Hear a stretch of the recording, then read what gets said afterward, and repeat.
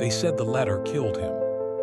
Not the bullet, not the blood, not the canyon floor. The letter. Because before Elias Crow ever pulled his gun, before the desert echoed with shots, before a woman screamed his name into the wind, he read 12 lines of ink that decided who would live and who would be buried under someone else's lie. And if he had burned it instead of opening it, everyone would still be alive. The letter arrived at dawn, folded twice, edges worn soft like it had been opened, and closed 100 times before it ever reached his hands. Elias Crow had been awake all night anyway. The desert never let a man sleep the night before it planned to change his life. He sat on the wooden step of his shack outside Dry Mesa, boots planted in dust, rifle leaning against the doorframe.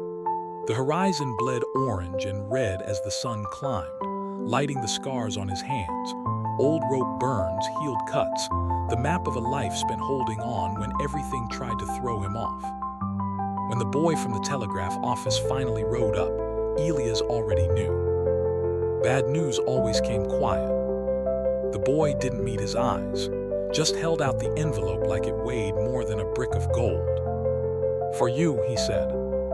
Elias nodded, took it, and watched the boy turn his horse around too fast, spurs ringing like guilt.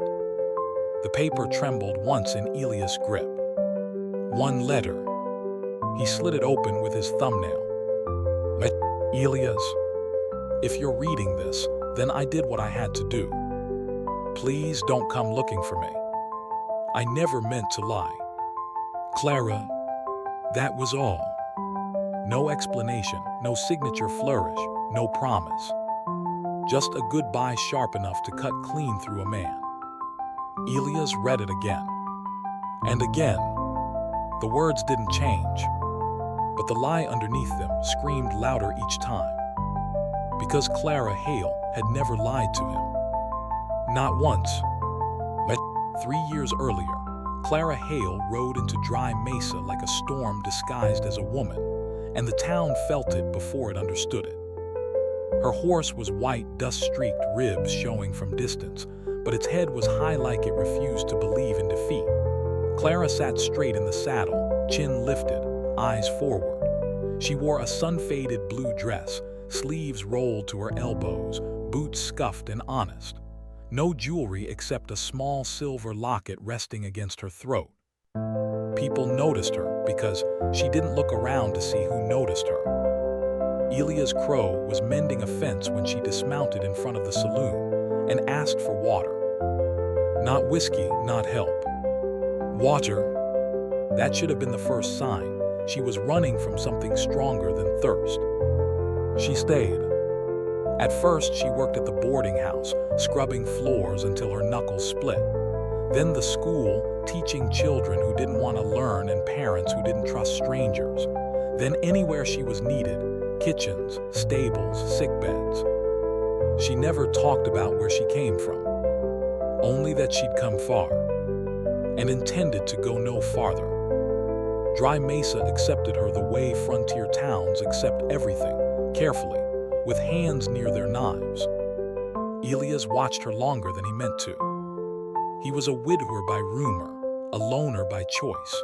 People said he'd buried his heart with his wife out past the cottonwoods, marked by a crooked stone no one visited. They were wrong. He'd buried it alive. Clara didn't ask questions.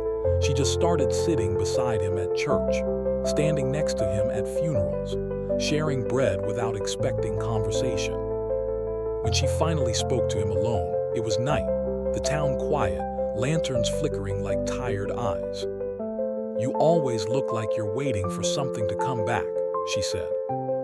"What? Your past?" He didn't answer. She smiled like she understood anyway. Love didn't arrive like thunder. It arrived like rain after drought. Soft, careful, necessary. A cup of coffee left on his step at sunrise. A hand steadying his when his horse spooked at a snake.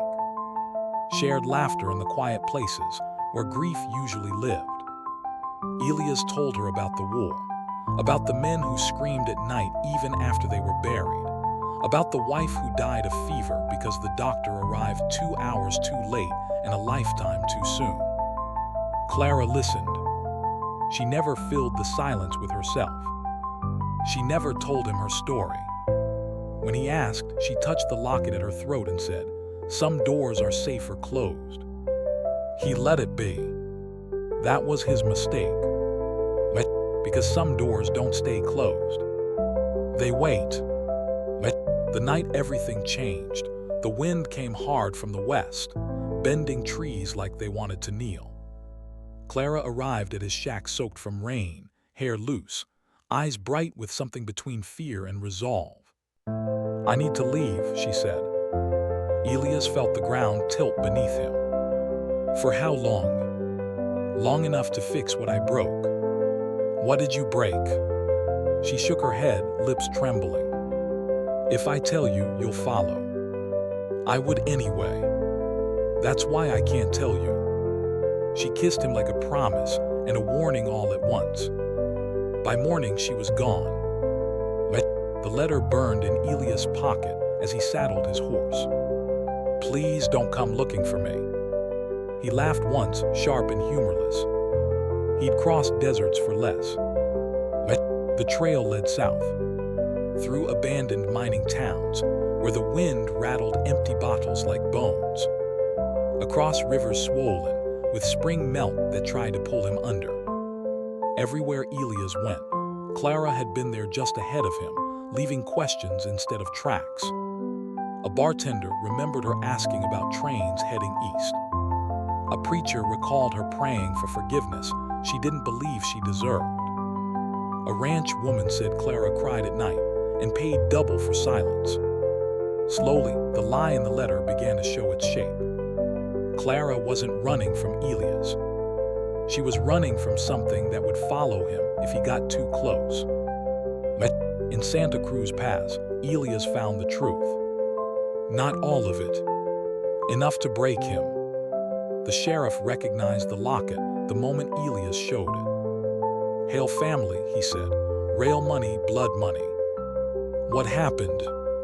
Daughter testified against her own blood.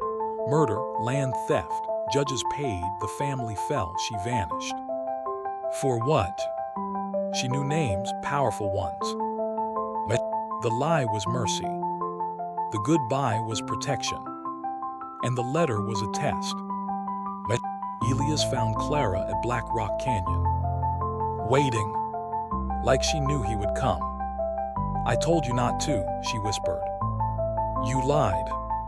Tears fell. "I wanted you alive." "So did I." Then the rocks moved. Men stepped out. Not just bounty hunters. Men Elias recognized. Men from the war. Men who were supposed to be dead. And that's when he understood the final truth. The letter wasn't written to stop him. It was written to bring him here. The gunfight tore the canyon apart. Dust blood echoes. When it ended, Elias was on his knees. Bleeding. Clara screaming. And one man standing. The man who signed the order that killed Elias' wife years ago. The final lie was Clara's. It was the world. Months later, a new town existed where no one asked questions. A school. 2 teachers. 1 grave behind the building. Marked with a single word. Goodbye. Because some letters don't end stories. They choose who survives them.